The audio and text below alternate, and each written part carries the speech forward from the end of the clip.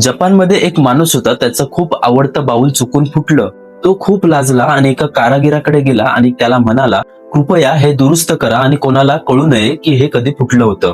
कारागीर हसला आणि म्हणाला, उद्या ये. दुसऱ्या दिवशी जेव्हा तो परत आला आणि त्याने बाऊल पाहिला तेव्हा तो थक्क झाला.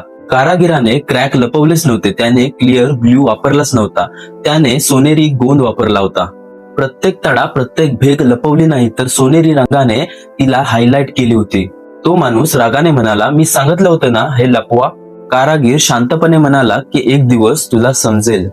आणि खरंच जो कोणी बाऊल पाहायला यायचा तो म्हणायचा, वाव, हा किती सुंदर बाऊल आहे, असा मी बाऊल कधी पाहिलाच नाही. ही आहे जपानी कला किंतुसुगी, जिथे तुटलेल्या गोष्टींना सोन्याने जोडतात. कारण तडे हे दोष नसतात, हे एक इतिहास असतात.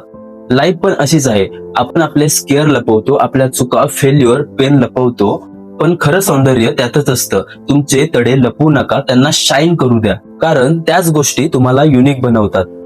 कमेंट करा सक्सेस आणि मी तुम्हाला सांगेल तुमच्या मिस्टेकला सक्सेस मध्ये कसं बदलायचं.